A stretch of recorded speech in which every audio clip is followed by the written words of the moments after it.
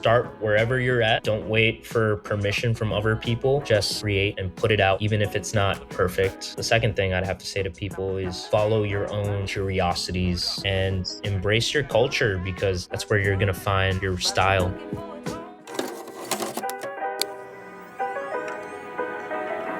Living Mosaic. What's good, y'all? I am Don, and I just want to welcome you all to Mosaic Makers, a podcast from Living Mosaic, where we get to highlight the stories of amazing creatives going all the way back to their origins of inspiration to hopefully inspire you to create today. And I'm extremely excited today, as for this episode, we have a homie coming in all the way from Queens, New York City, the talented DJ, visual artist, producer, all of that, extraordinaire, Josh Castillonaire, aka Castillonaire. Did I pronounce that right? Yeah, Castillonaire, that's cool with me. Okay, as long as I got close enough. Yeah. But yeah, man, how have you been? What you been up to? I've been good. Yeah, I'm just here in Seattle, chilling for the holidays and just prepping, getting ready for 2026 music, all that, finishing up some work stuff. So yeah. I bet you have a lot in store for 2026, I assume, right? Oh, absolutely. Yeah. Because between you with Human Records, with Barrio Bounce, we'll talk about that a bit later. And obviously, you're DJing and producing gigs in your own creative endeavor. You are a very busy person on top of your 9 to 5. So I don't know how you do it. But regardless, I appreciate you taking the time for this. No, I appreciate you, Don. Thank you for having me on. Of course, man. No. So, before we start getting into the deep stuff regarding your creative endeavor, I really want to go back to the origins. So tell me, you were born and raised in Queens, right? You were born and raised in Queens. Yeah. So yeah. Oh, go ahead. Yeah. So I was actually born in Kuwait. My parents were OFWs. Okay. And they met in Kuwait, and shortly after I was born, and then we moved to the States. First. Around how old are you? Like 1 year old? I was like less than around 1 year old when we moved to the States. So do you have like Kuwaiti? I know this is super random, but do you have like Kuwaiti citizenship too? No. Okay. I'm about to say because I was like, yeah. Go for it. Yeah. But yeah, so you moved to. No, you're good. I think they only give those to if your dad is Kuwaiti. Okay, no, that makes sense. Then we moved to the States, and then grew up my entire life in Queens. Oh, wow. Okay, so, one of the nicknames that I always hear about Queens is that it's the world's borough. So tell me about that influence of all these cultures and all these creative perspectives that you've seen growing up in Queens that you cherish so much to this day. Yeah, absolutely. So I grew up my entire life in Queens in a, of course, Filipino household with my parents and my 2 sisters. And yeah, growing up in Queens really informed everything that I do, especially now, because Queens is the most ethnically diverse place on the planet. Yeah. Actually. And there are literally hundreds of languages spoken there. Crazy. And that level of diversity is unparalleled. So I grew up around Woodside, Little Manila, and then, frequented all over in Queens. I went to high school in Astoria, college in Manhattan, but I've always been repping Queens ever since. Mm-hmm. And, growing up in that diverse environment, diversity was always just normal to me. And especially where I grew up around near the border of Jackson Heights, which is a very, very, very packed immigrant neighborhood. Like every block has a different immigrant nationality, a different sound, a different culture, a different rhythm, really. Yeah. And Queens really felt like the world to me. It's like the United Nations, but in a borough. Was there any particular exposure to music or just the arts? Because I know you did photography. We'll talk about that a bit later. Yeah, but absolutely. Was there any exposure to any medium of art or creativity that really spurred you into that moment growing up in Queens? Yeah, absolutely. So growing up around Queens, starting with my household, we listened to a lot of OPM, the classics, and What's then OPM, if you don't mind me asking? original Filipino Oh, music. there you go. Just like the Dahil Sayos and Bakit Baz, and yeah, I also heard Budots in my household Ah, growing up from a really early age. So because of my dad, he has family in Davao, so that okay. sound was always around growing up in the 2000s. Mhm. And at the same time, going out of my household as a kid, taking the train and going from an early age. I think the first time I took the train was by myself was like 9 or 10 years Wow. old. And at the same time, I'm out on the streets. I'm listening to legends like Nas and A Tribe Called Quest growing up, and that was just a part of the air in Queens. And then at the family parties, you'd hear line dancing songs, more OPM. You'd hear dance hall Yeah. on the streets, at the parties, and on the trains. And also, when I'd be taking the trains, I would also hear a lot of Latin music, a lot of cumbia, bachata being played by Did you performers that would hop on the seven. did you get a lot of exposure to this too with a lot of peers that you grew up with, since there's so many different backgrounds like that? Yeah, absolutely. There were, especially in high school, I really got introduced to a lot of world sounds. Like I said, cumbia, bachata, um, a lot of South Asian sounds, and Jersey Club. That's where I first heard Jersey Club and Baltimore Club as well in high Oh, school. wow. And rhythm wise, that really clicked for me growing up. And of course, growing up on the internet when that was first blossoming into something music wise, I was deep in the music blogs. I'd be scouring Earmilk, Muse, and early YouTube, just going down rabbit holes. And You're that's going where into deep cuts, bro. I haven't heard that in a minute. You're like triggering a different part of my mind. yeah, and I was in middle school, high school during that, so Yeah. it was awesome. And that's where I started discovering French touch.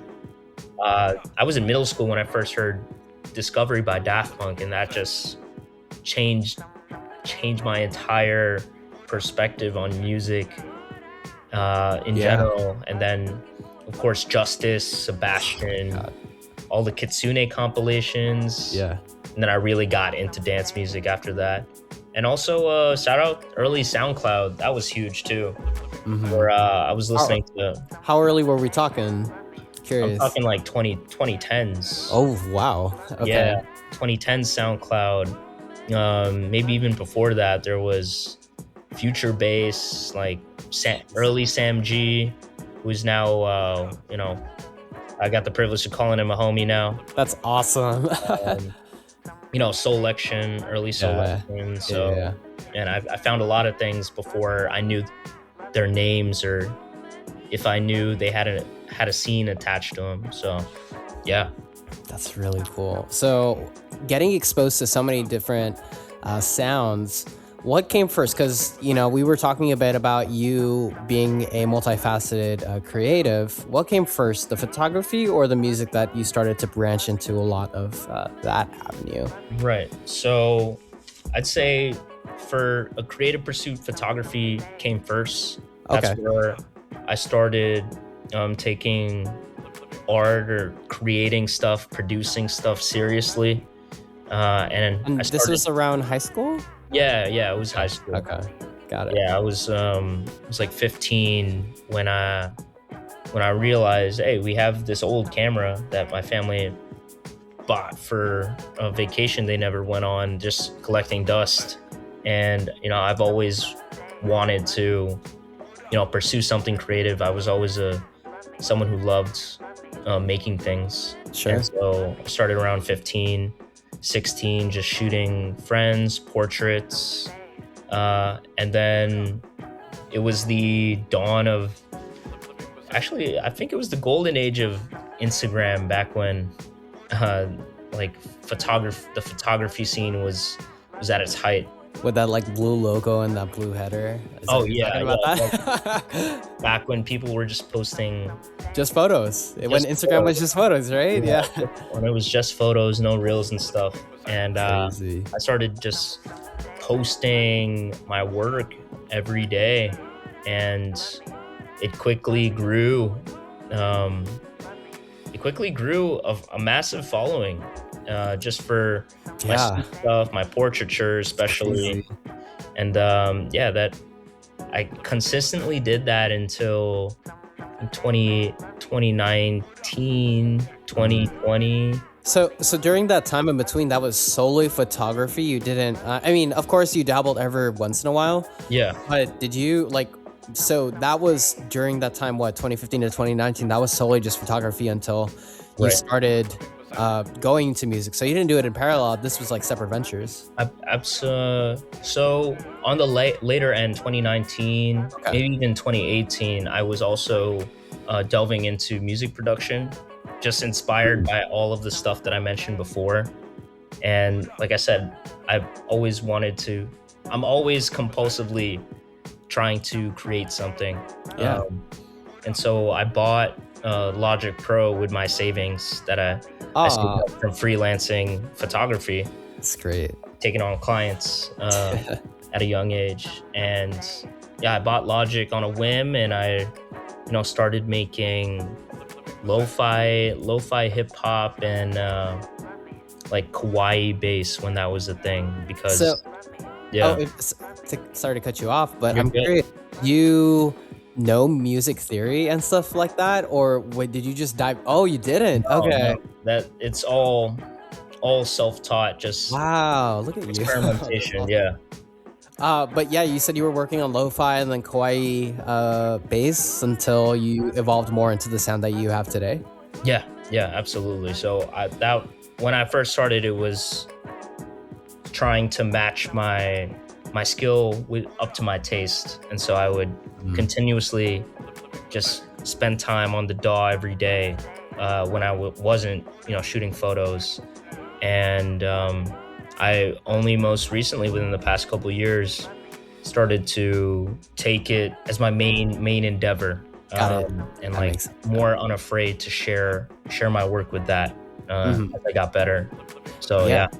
No, that's cool. I think one of the things that I saw from your research is you were doing a lot in photography, like traveling around the world, having your stuff showcased as well, Yeah. over in LA and Manila. So that's why I'm like pinpointing, man, this guy, I mean, this is a common theme that I'm talking with you is, man, do you have time? You make it work, which is great. Oh, but absolutely. but that's what I was trying to wonder is how you kind of dabbled in, but it makes sense that it was in the later half that you started to really fall in love with producing that allowed you to, I don't want to say put it aside, but to focus a lot of your energy into producing and honing in that craft since 2019. So that's cool. Oh, that's so great, man. Absolutely.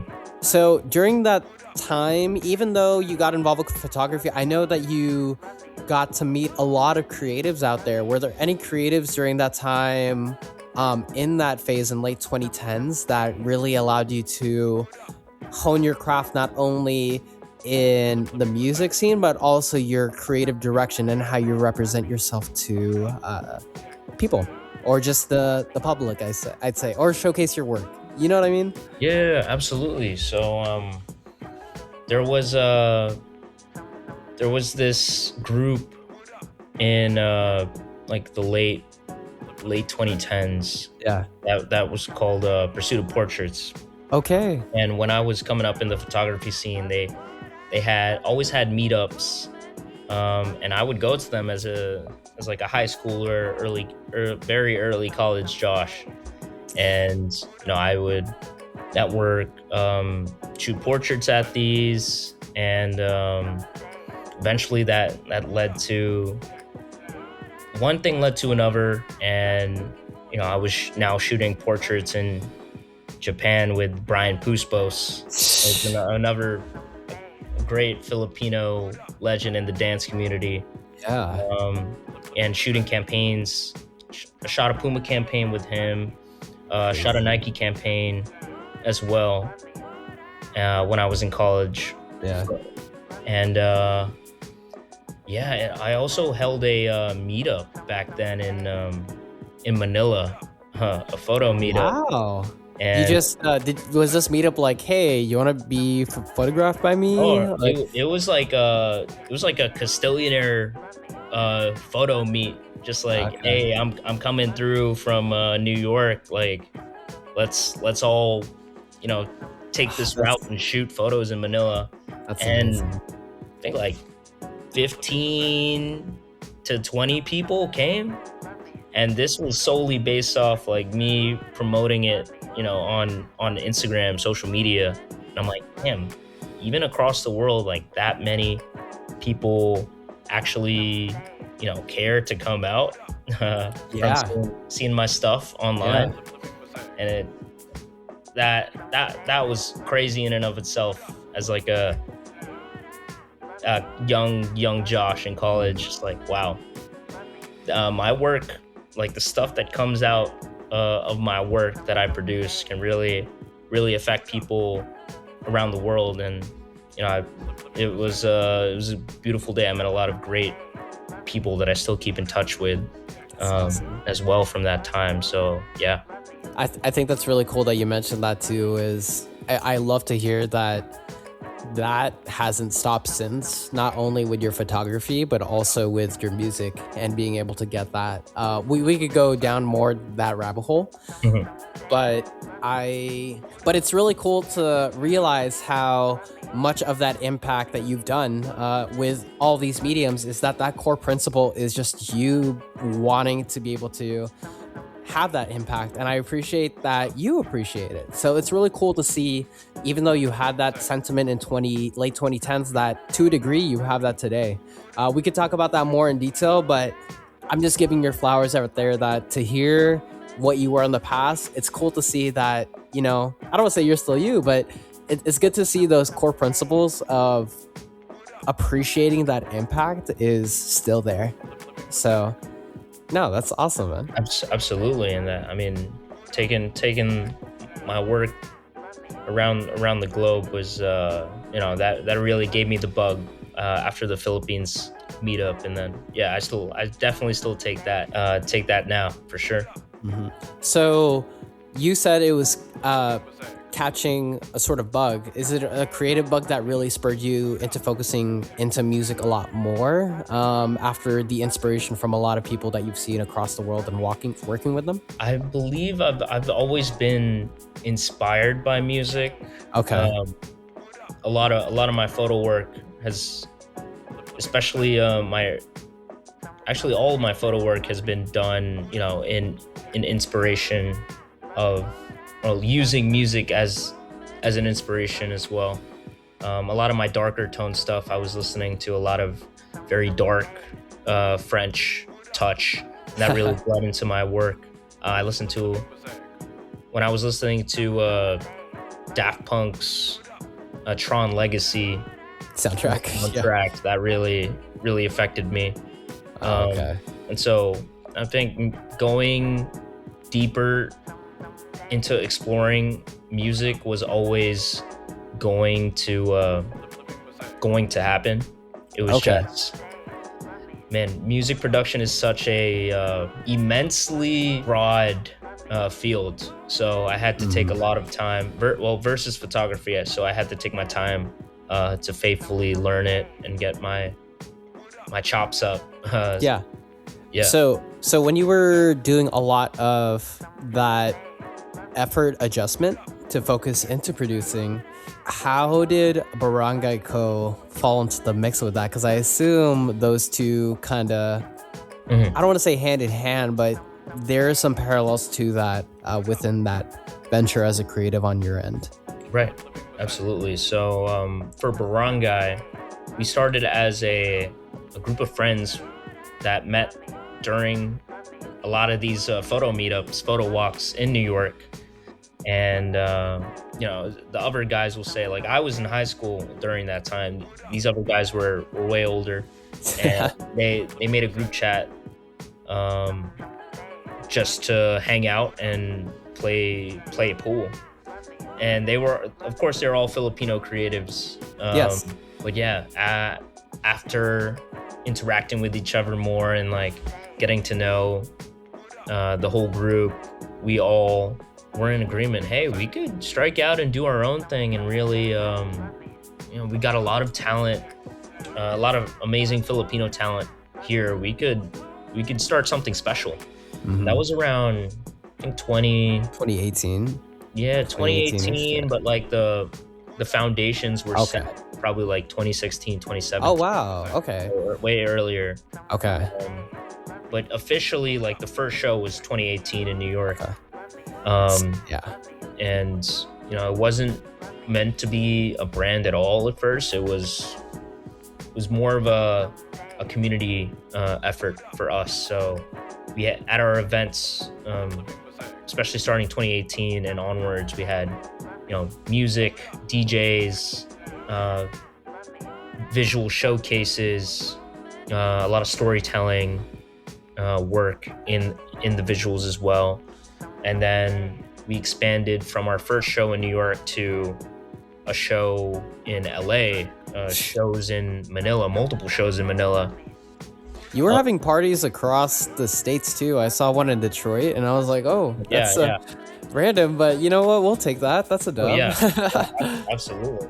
So we were in Detroit for Movement Festival because one of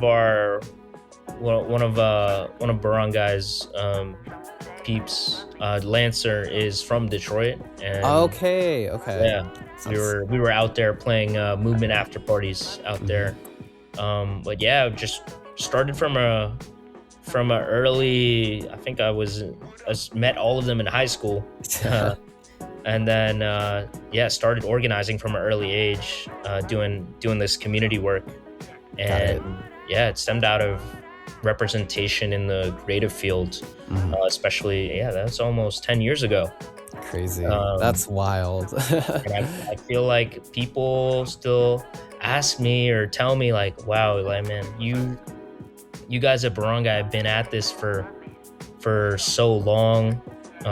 Did they say like you're one of the OGs at the time too? Yeah, it's been that long. Okay. Yeah, like I started in high school, so it was just like before the DJ and collective craze of the post 2020s. Like, I don't know, cliche to say, we were doing it before it was cool, Before it was cool. Yeah, that's great. So the reason why I ask about this photography with Barangay, when you're producing early on, when did that lead you into DJing? Because I know, at least from what I've gathered, your first few gigs were with Barangay. So tell me about that experience into being a DJ for the first time, because you were a producer before you DJ, I assume. So walk me through that process and how that bridge got crossed. Right. So, I mean, being a producer, I feel like the natural progression to playing out is DJing to showcase your stuff. But the person, once Barangay, one second, let me recollect. So every part of a Barangay event, we had DJs, and Filipino DJs at that. And so I would, see them work as a creative and just wonder, like, man, this looks fun.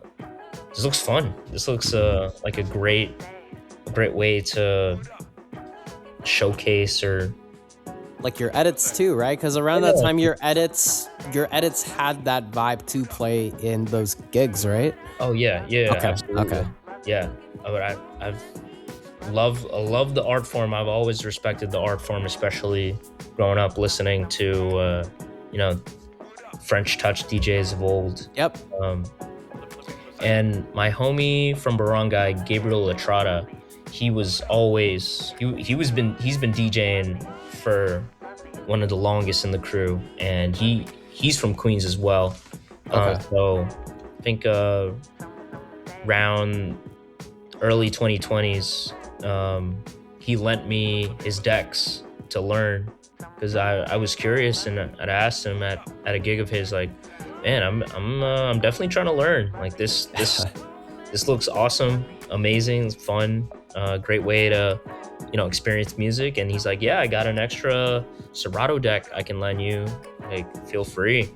And was And he a mentor of sorts afterwards too yeah, into the ring? That's great. yeah, him and all of the barangay crew. Oh, awesome. Yeah, they're yeah, I learned something from everyone in a different way, and just being in that environment, just surrounded by art and creativity. I like to say I learned pretty quick. So after that, and getting my DJ chops down, got to a acceptable, I'd say acceptable level pretty quick. I was about to say, because during your first gig, just talk to me through it. It wasn't perfect, but at least you did it, right? Mm-hmm. Yeah, absolutely. Yeah. No. So I first time playing out was a friend's house party in Queens, and I was just going back to back with Gabe, and he was having me run down the ropes, and man, it was a blast, and I caught the bug. Then Barangay was playing. I think my first public gig was elsewhere. Was it? Okay. Maybe it was elsewhere. I think it was elsewhere. That was the earliest one that I saw, so that might I think be it the was case. elsewhere, yeah. Yeah. Like one of my first gigs out, was definitely elsewhere. Yeah, that was I think it was the end of the night, and we had like an hour left. It was like 2-3 something. And you were like, "Why not? I'll just All right, spin." why not? And yeah, I totally unplanned, played for an hour, and it felt good. I'd say I did pretty decent looking back at it too. It was a good time, and people were coming up to me after and saying, "Man, that was great. I love how you played the faster stuff." So At 2 a.m. too. That's yeah, crazy. that's the time. And one in Brooklyn, man. But yeah, that was part of me catching the bug, and I've been riding You've been riding doing the that wave ever since. since. Yeah. So I believe a lot of the momentum was in around 2020, and then of course when 2020 happened, the lockdowns occurred, and there was a limited. There wasn't that much opportunities to be able to do a lot of the creative things that you ventured with: photography, with DJing, with producing. So I'm curious, during that time, during COVID, did you, as awful as that year or that timeline was, one of the things that I've seen with a lot of creatives is how much that helped them isolate and grow. They're like curate, grow as a creative, hone in their craft. Did you have a similar experience like that during that time? Yeah, definitely. I think I was once 2020 hit, I was in my final semester of college, actually. And yeah, in March at Fordham over in Manhattan. Oh wow. Yeah, okay. And, they said, "Hey, we're going remote for maybe a couple weeks, and it'll blow over." It definitely did not blow over. No, it did not. Yeah. And in the midst of finishing finals and stuff, had a lot more time to think at home, especially during the lockdown. And I think that time was me deciding and being resolved on going all into a new craft. I was kind of tired of doing the same stuff with photography, and me as a person, like I'd like to always switch it up, be innovative. Sure. I don't feel comfortable when I stay in the same lane for too long. So that was once 2020 hit, decision, go into music, learn all I can about it, incubate, hibernate, learn everything I can. And yeah, that was yeah. Once the lockdown lifted, I You started you were to. you were doing a lot of mixes and gigs post. I mean, you were. Yeah, I assume you were doing some streams too, but then started. You did more mixes. You did more gigs, absolutely. Yeah. down that road, right? Because I had this list. You have Newtown Radio. You had Bad Behavior Parties. My favorite is you doing a DJ gig on a subway and Oh walking yeah, while doing the gig yeah. for what was it? Panic Room Rhythm Rails. Like, Yeah, oh my gosh, the that's Panic Room awesome. Rhythm Rails collab. Yeah, yeah. Shout out Panic Room. Shout out Rhythm Rails. Yeah, that was yeah, they did a sub. They held a subway train set, and as soon as I was called in, I'm like, oh, man, of course I want to do this. This is awesome. Yeah, we started on Myrtle Avenue, Broadway, and took the L train into Manhattan, and then Jesus. turned back. It was a great renegade rave, man. It was awesome, and I just Just yeah, if I'll provide his Instagram, so if y'all want to scroll down or at least search it up on YouTube, I believe it's on YouTube. yeah, Just like seeing the amount of people that were carrying his CDJs, yeah. walking around, going in and out, trying to get through the what was it the Like tickets, like as exiting too. entering Yeah, sides. this going up the stairs too. It was ridiculous. Yeah, yeah, it was awesome, and I think this was one of the first, or one of the before other people started doing it. It was one of the first like subway No train. way. It was, Oh. man, it was that was a fun night, definitely. It looked like it. No, that sounded awesome, man. And well, Absolutely. I'm really grateful that we got to be able to just have the opportunity to see that now, since it's all recorded. So, all right. Well, I'm definitely gonna watch that again because now getting the context behind it, I really want to see it again to see all that. Yeah, of course. So, you starting to accumulate a lot of DJ gigs, mixes. On top of that, too, getting into your producing game. How did this lead you down the road into joining Human Records with the homies Rogue Wave, and why? Yeah, yeah. So once I caught the bug in like 2024 onto 2025, I was putting out a lot of stuff on SoundCloud, and it was gaining Bro, traction slowly. you were posting so much stuff that was Yeah, crazy. absolutely.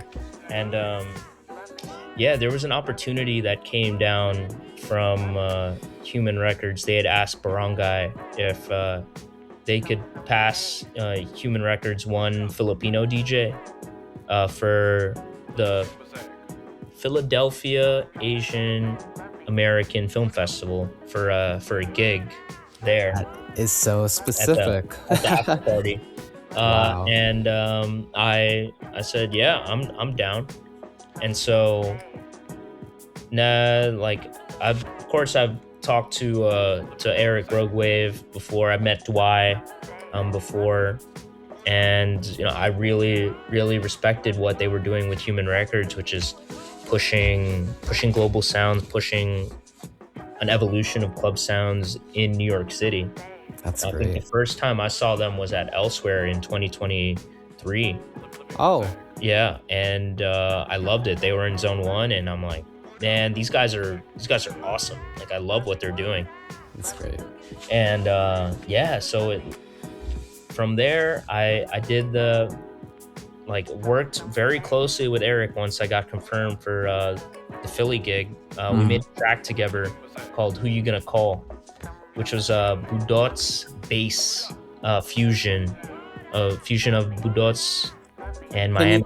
Can you give context on the non-Filipino, or at least people not exposed to Filipinos, what budots are? Yeah, so Budots is like a homegrown grassroots Southeast Asian club genre that stems from Davao, Philippines, Okay. in Mindanao, which is the southern island, and It was originated by DJ Love. Shout out my kuya DJ Love, and it it encompasses. It's usually 140. It's influenced by Dirty Dutch and techno, and it incorporates a lot of uh, like household sounds you would hear on the streets, like car horns, engine roars, of jeepneys, people arguing in Tagalog or Visayan, um, and a lot more. Just fast, punchy kick, offbeat bass, and like a big snare, and it's awesome. It doesn't take. It's definitely a genre made to hear in the club and dance to and sway to, and also I like that sometimes it doesn't take itself too seriously. There's an aspect of fun and also like Filipino levity or unseriousness in it as well, which makes it even more fun to make. And so I made Who You Gonna Call, which encompasses all that with Eric Rogue Wave. Yeah. And that went crazy on SoundCloud. I think it got played at Glastonbury. I sent it to Zach Fox to have, and he loved it. That's great. Wow, that's awesome. So he's got that on his USB. But after we made that track, I think Eric and Dwight were like, "Yeah, we need this guy," and we love working with this guy. And so, of course, I shared. I feel like we were kindred spirits. We shared that same global vision, that community drivenness, and also pushing progressive club sounds. So I got brought onto the team and to help, especially for curation, imagery, strategy, and it's been a blast. We got a lot of stuff coming up for 2026. So I'm excited, man. Yeah, so absolutely. Relating to that, one of the new ventures that you did was Barrio Bounce, branching off of that. So talk to us how that evolved from Human Records into being its own entity, essentially. Yeah, absolutely. So Barrio Bounce, we worked with Jug. Shout out Jug from Bust Down on Brooklyn Bust Down, which is a yearly collaboration between the SF Bay Area collective Bust Down and Human Records. And he's Filipino, and he's also a big proponent of budots, alongside me and Eric. And I believe Barrio Bounce came organically from our shared love and curiosity of the genre, and it definitely started as a love letter to homegrown Filipino dance music, and personally as my own love letter to the sound I grew up with, like being around my dad who has family in Davao, especially budots. And when I dug in to the history of budots, I learned how DJ Love originally created it to give people an outlet in Davao during the height of the drug war, and how it was about saving lives, creating community, and the space.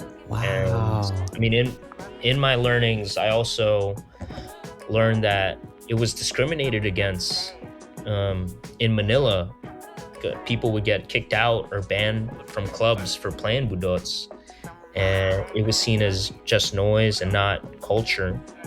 And that really affected me. I'm like, man, I feel like budots is the best representation of what Filipino dance music is.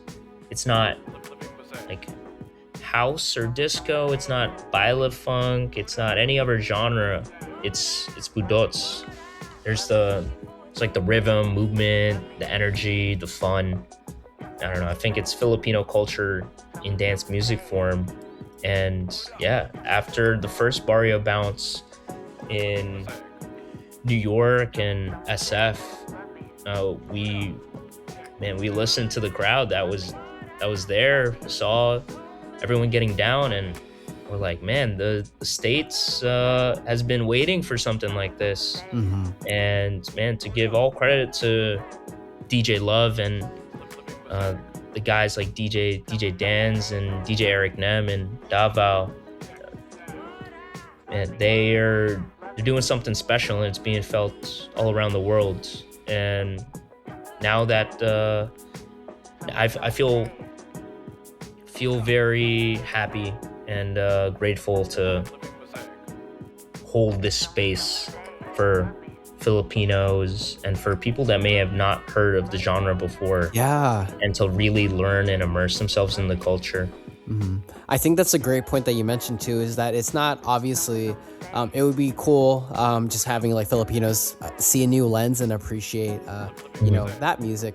But it's also great too, because hearing from people that haven't been exposed to that, for us to be able to get to explain it, because during the times before growing up, not much people would know or would want to know. Yeah. So now having that exposure, and it's so niche too, where it's so Absolutely. dope, but it's just, it sounds so different. And the vibe that you create with Barrio Bounce is, you know, it's crazy. Like, I can't describe it because you can't compare it really too much. Yeah. Not in a good or a bad way. It's just idiosyncratic. I think that's the right word. Yeah. And just creating that very unique experience.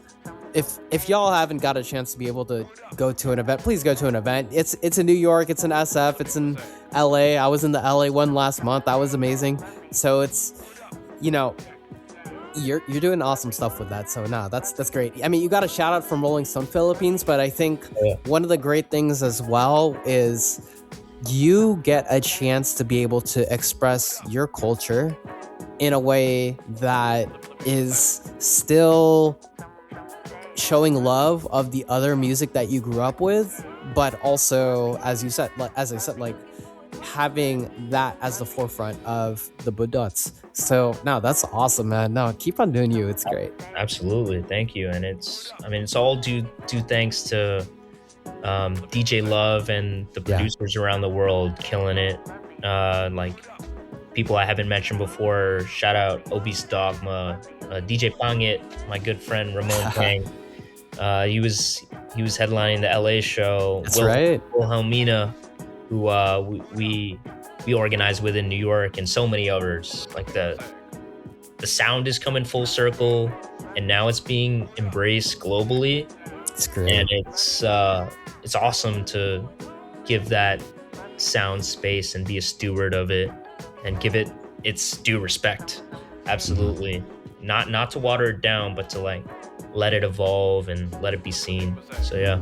And hey, I mean, I want to give flowers to you. Yes, it could have been seen in other avenues, but I appreciate the fact that you created another avenue for people to be able to experience that. So I'm just giving you your flowers, man. Thank you. Props to you. So one tidbit that I did want to go is you actually toured Asia recently. And how did it feel being able to go to all these places and play essentially your sound, your creative direction through all these places? It must have been surreal to be able to have that opportunity in the first place. Yeah, absolutely. Yeah, it's a good word. It honestly does feel surreal. So in 2025, I did 2 runs in Asia. The first one was the Barangay Philippines tour. We played all over Manila, La Union. I think it was the first time I took one of those Philippine buses solo when I went up. Oh, really? Okay. And it was great. That's awesome. Yeah, and then I hopped over to Seoul after that. But playing, I love how you said that so casually. Yeah, I just went to Seoul to play Seoul Community Radio. You know, it's nothing. Yeah, but playing in the Philippines for the first time, especially touring, feels full circle to the work we were doing in Barangay, half a decade ago. And people came out to those gigs who knew me just from my productions, from my SoundCloud, and seeing them get hyped when I played my own tracks, especially at Apoteca, was unforgettable for sure. Did you, since it was Apoteca, did you get to like meet the Orange Juice Asia people, since there was like similar avenues crossing that? Yeah, so Okay. on my first night, I went to go see him at Apoteca because I was just staying 30 minutes away, and I got to meet all of them, and yeah, lovely guys. I love what they're doing. Yeah, and I'm definitely gonna see him again for sure. They're doing great stuff. Shout out Orange Juice Asia. For sure. So now that we got a chance to be able to talk about a lot of your experiences, I know we touched a little bit here and there. Talking about all of it and looking back now, how crazy is it to say that you've done all of this? And I think it's just the beginning for sure. Well, what if like you told teenage self in Queens about all the stuff that you did? Like, would that teenage self like have his mind blown? And if you told me teenage me in Queens, pre doing anything creative, you wouldn't believe it. But he'd also say, "Oh, it makes sense." I think every step along the way mattered for sure. Yeah, I think I always see this where everything happens for a reason, and these different avenues that you go through, it leads into one new step, into another new step that you wouldn't have thought otherwise. Because with this avenue, it's never a straight line, but it's a lot of, as cliche as it sounds, a lot of working hard and seeing where it takes you and being open to wherever that takes you. So to see where you are right now, it's pretty surreal, like for you to be able to create a lot of the stuff that you've made, not only in your own venture, but also helping out other people and being in these new projects that you wouldn't have never thought otherwise. So nah, man, that's crazy. Hats off to you for doing all of that. And Yeah. I know that we have time to ask this, but how do you balance all this? Yeah.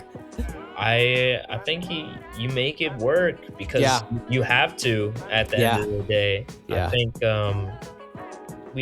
we have obstacles, but there's when it comes to doing what you love and having the freedom to do it, and you can't make excuses if you want to keep doing what you love. And I think the passion that you have for the craft and the music, the art outweighs any inconvenience to you.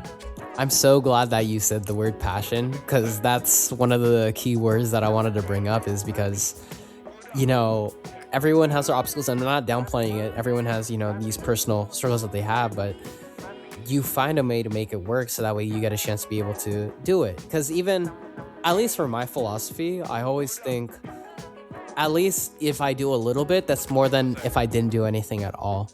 And I bet you have that sort of sentiment where you had a lot of trials and struggles, not only with stuff that would come up your way, but also a lot of frustrations learning the craft with DJing, with photography, with music. So I bet that rings true with a lot of your perception or your drive to be able to create what you wanted to create. Right. No, you're absolutely right. I think it's just a matter of showing up every day as well. If you want to make something happen, you've just gotta be consistent in putting in the work. So we kind of touched on it already, but do you have one piece of advice to creatives? This is the open mic, what you want to say to the world. What would you say to that creative that is hesitant to take that jump or is struggling and they're needing words of encouragement? I'd say two things, actually. I'd say start wherever you're at. Don't wait for permission from other people. Don't wait for their approval. Just create whatever you want and put it out, even if it's not perfect. The second thing I'd have to say to people is follow your own curiosities. Try not to follow trends. And embrace your culture, because that's where the real perspective, and that's where you're gonna find your style. That's Yeah. no, that's great. And I also want to point this out too. This isn't, ethnic culture is another thing too, but also the culture of you growing up where you are. Because as you and I, we were both Filipino Americans, so we take a lot of not only, of course, our Filipino culture, but I grew up in LA, you grew up in New York, so it's an amalgamation of all those experiences that allows us to be able to express who we are, and it's just a matter of putting it out there. So you release all your stuff. I mean, I'm doing my things, but hey man, that's awesome. No, that's great advice. I always say I need to drop mic. I need to drop mic sound effect just to be able to add that, but no, that's great advice out there. No, I appreciate you. Well, all right. Well, this is the end of the interview, Matt. Do you have any last words before we get the socials and all that to be able to find everyone? I just want to say thank you, Don, for having me on, and yeah, keep your eyes out for 2026. Yes, There's a lot sir. of stuff coming. Yeah, I mean, you have that Instagram, SoundCloud, all those bits and pieces. I'll provide it all in the description below, so that way they don't have an excuse to not check you out, because you have an amazing amount of things that you have. So I'll provide that, unless, I mean, I don't think you have anything else. It's just all the socials, right? Just to keep up on all the stuff in 2026. Yeah, it should be Castillonaire on everything. And Human Records. That's right. On everything. Human_records. And Barrio Bounce on everything. Barrio Bounce, no space in between the words. Perfect. Yeah, and if there's anything that's missing, I'll be sure to add that in between to make sure that that's all reflected. But Okay. well, now that we ended it, Josh, I just want to thank you again. As I said, I know you're super busy, so thank you for taking the time to be a part of this. And yeah, man, no, thanks for getting to share this story. So now that we signed off, let's go say bye to the listeners. See you, listeners. Peace. Living Mosaic. Welcome back. I hope you got to enjoy that episode of Mosaic Makers with Josh, aka Castillonaire, for taking time out of his busy schedule to talk about his journey as a creative. From growing up in the ever so diverse borough of Queens with the influence of different cultures and music, to getting to lead to his creative journey of being first a photographer and then later leading on to becoming a DJ and producer. And then finally, him getting to launch his projects, especially within the Filipino scene throughout New York City, and later touring across the world doing his thing. If you want to get a chance to check out what he's doing, everything that you need to check out is in the description below. All of his socials, all of his work, it's all there. So please check it out. You will not be disappointed. Now, as we ramp up Living Mosaic, I don't want you to miss out on the insane amount of content, whether it be the bios or the episodes. Please check out Living Mosaic on our website, livingmosaiq.com, on Instagram at livingmosaiq, and all of our available social platforms in the description below, so you do not get a chance to miss out. Now, if you like the show, please show your love by getting a like, share, and follow on all of our available podcast platforms, whether it be on YouTube, Spotify, or Apple Podcasts. I want to ensure that we get to spread this inspiration to the world, and with your contribution, you are helping. And hey, please leave a good review and highlight anything you love about this podcast, so that way we get to curate this to be the best experience for you, the listener. So thank you again for taking time out of your day to listen to this episode of Mosaic Makers. Hope y'all have a great rest of your day, and I'll see y'all in the next episode. See y'all.